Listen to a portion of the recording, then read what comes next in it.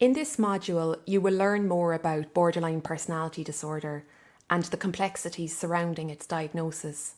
Alan will explain the interaction between the more biologically based personality or temperament factors and environmental factors in the development of BPD.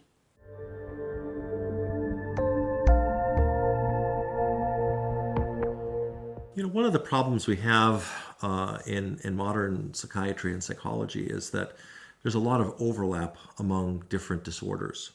It's what I might refer to as borderline personality disorder or chronic emotion dysregulation actually can include a lot of other problems. So sometimes people are given a diagnosis of depression or an anxiety disorder, post-traumatic stress disorder, an eating disorder, or a host of other problems. And the question is, well, why would we want to call them borderline personality disorder, or why call that chronic emotion dysregulation? And I think the answer is because they have a lot in common.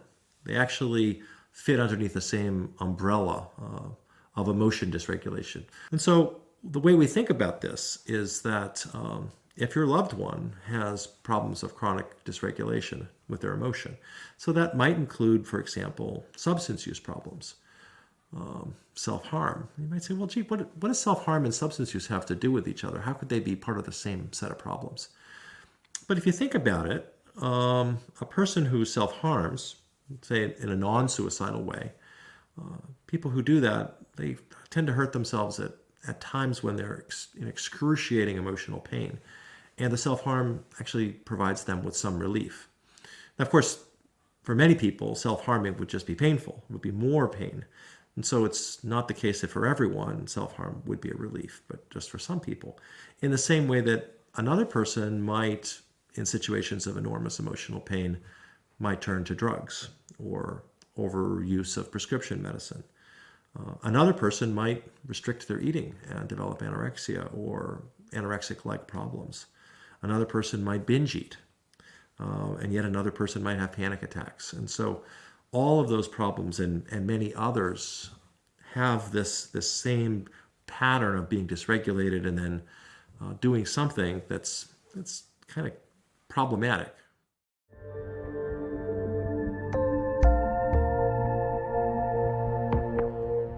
It's also very common for people with these kinds of problems to be misdiagnosed inaccurately. It's not that the person making the misdiagnosis is incompetent, but rather if you bump into somebody in the middle of a particularly what we would call dysregulated episode, it's harder to see what that person's course might be over a period of a month or two or three. And so misdiagnosis and missed diagnoses in the sense of BPD or other things not being diagnosed also is frequent.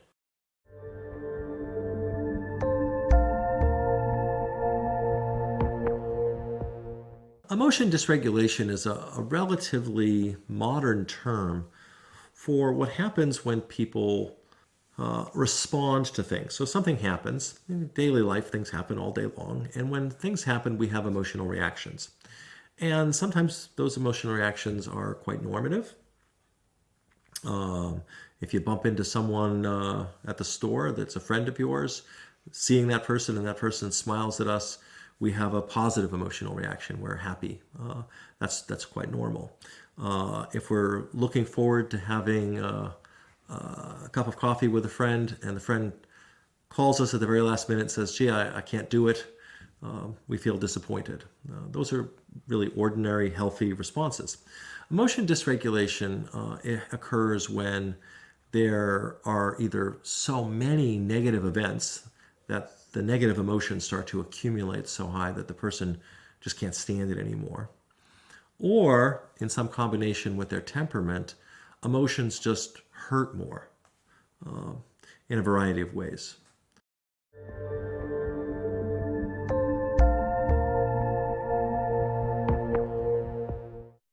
There's a lot of controversy about how borderline personality disorder or chronic emotion dysregulation develops.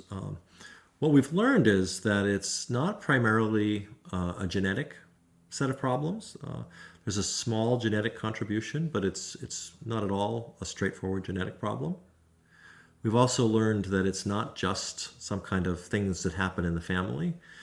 Most people who even endure really awful kinds of experiences developmentally, physical and sexual abuse, the vast majority, more than 90%, don't develop these problems. So it's not so simple as is it genes or is it environment? So we have a different kind of model to try to understand this, what we call a transactional model. And in a transactional model, the idea is that the vulnerabilities of the person set up certain reactions by people in their social environment.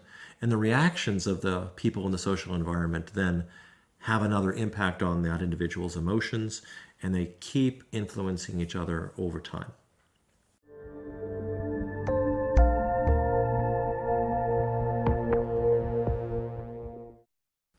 So one factor that plays a big role in the development of emotion dysregulation chronically is what we might call vulnerability as temperament. In other words, everybody's born with a temperament.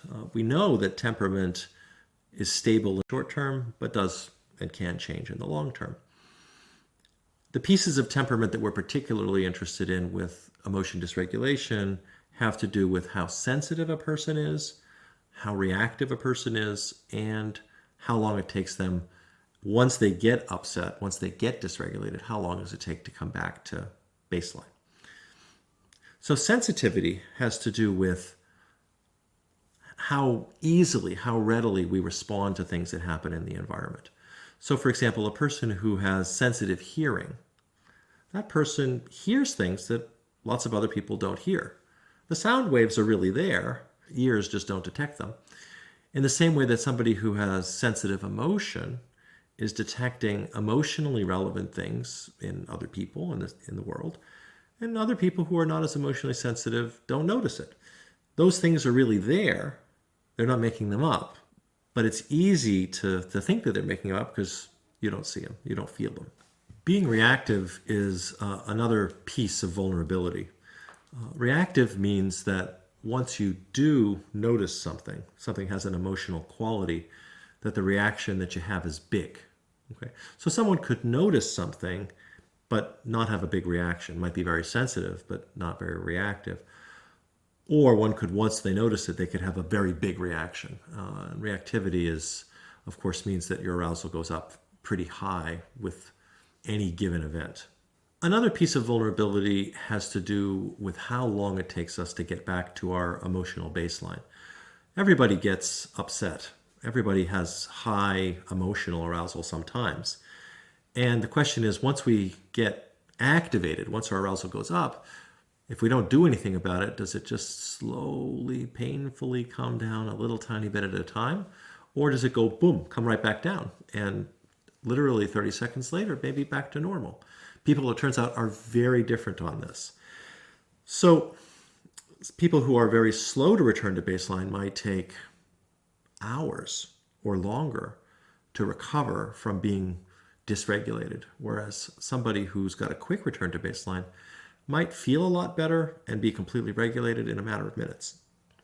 So the interesting thing about vulnerabilities is that, obviously being sensitive makes you more vulnerable to getting dysregulated, because if you don't notice many emotional things, it's not much to react to.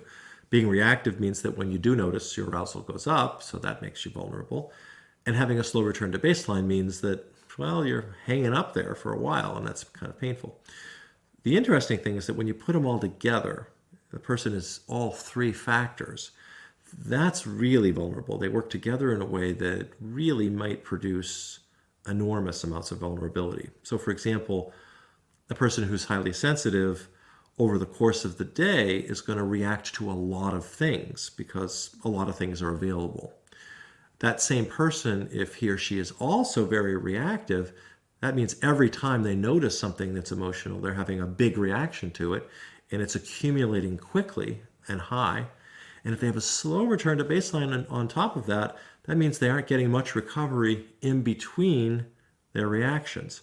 And so they bump into something and go up, and then they bump again and go up, and they bump again and go up, and there's very little recovery, and it doesn't take so long to actually get so high in negative emotion that they get dysregulated. It's very painful.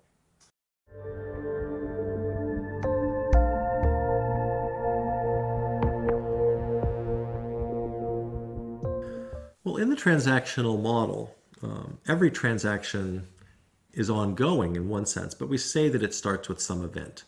Sometimes we call it a trigger. Something happens, and that something happens could be social, meeting somebody that you're happy to see, who's happy to see you, that's a positive event, or not meeting somebody that you were looking forward to seeing, that's a disappointing, more negative event. Also, events don't have to be social. They could be personal. It could be that a person just remembers something. Gee, I remember that I forgot to do something. Or I remember something very unpleasant that happened yesterday or 10 years ago. Those are all events. What happens is, of course, is that we are also thinking about these things when they happen, as they happen. And we can have certain kinds of appraisals, or what we call judgments. And the judgments can either be of the event itself or of our reaction to the event. And judgments tend to make the world into a kind of a binary place, on and off, but it's not just on and off, it's good or bad, right or wrong.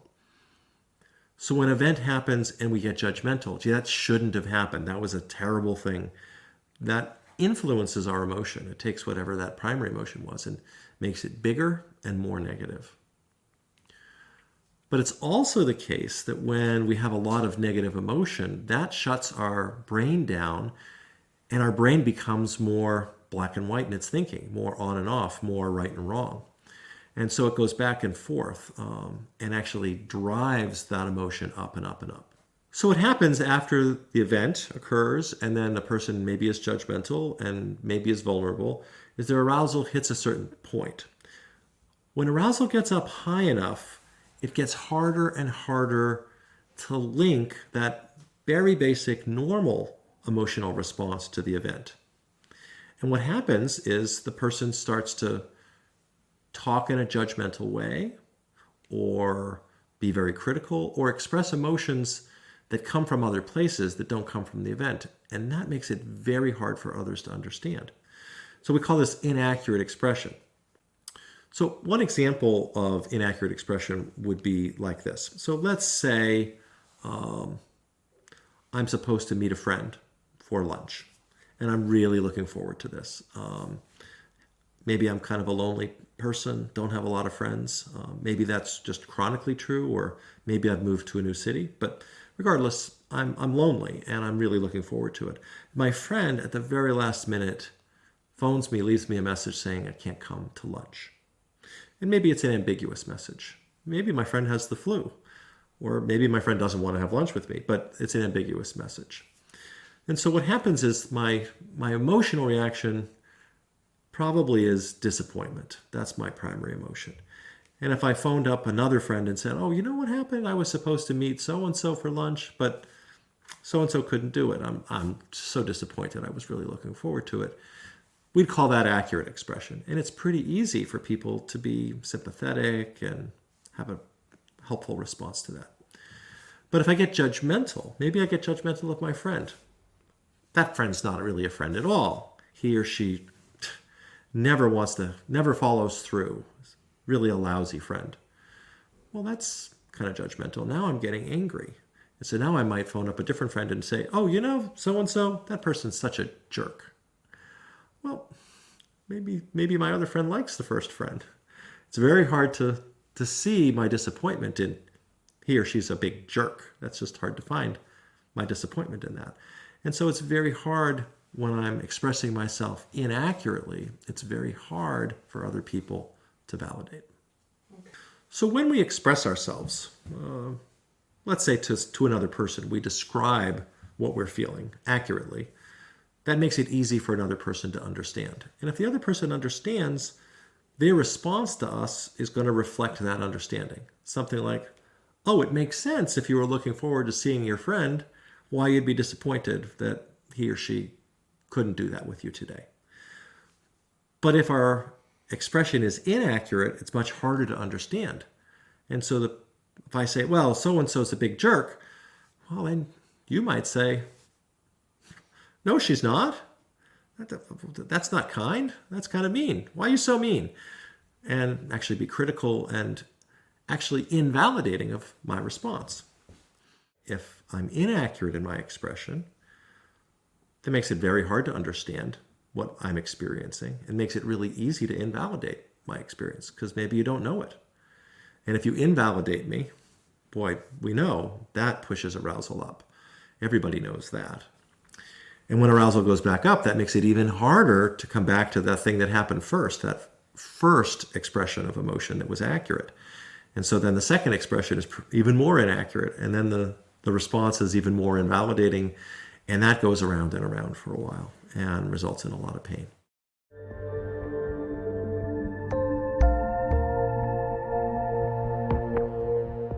In this next section, we meet AnneMarie, Mary's mother.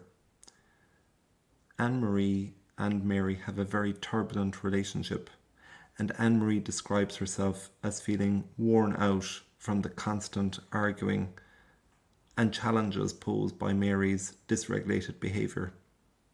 AnneMarie, like John, had the opportunity to attend Family Connections training, but she used work as an excuse not to attend. In reality, AnneMarie was worried that no matter what she learned or what she did, the things weren't going to change for Mary or for her. So she's tired and frustrated by the constant arguments. Here we see an argument where Mary wishes to borrow AnneMarie's car. We see how negative judgments lead to heightened arousal, inaccurate expression, which all results in dysregulated emotions and behaviours. Let's see what happens when John tries to intervene to control the situation. Where are the car keys? We've already spoken about this. You're not taking the car. Why not? Because the last time you wrapped it around a telephone pole. That wasn't my fault. Jim completely distracted me. There's not even a scratch on the back bumper. Look, I really need the car. You're not taking my car for a joyride. I need to make my appointment. If Jason or Luke wanted it, you wouldn't even think twice about giving it to them. They can be trusted to drive safely. Well, I'm sorry I'm such a problem child. Look, I missed the bus and I really need to make my next session. I don't want to hear about it. You're not taking the car, and that's that. I hate you! You're ruining my life! Whoa, whoa, whoa, what's going on in here? The whole neighbourhood can hear you. You deal with her. Yeah, oh yeah. I'll deal with her, yeah? You sit there and finish your book and I'll deal with her as usual. Mary!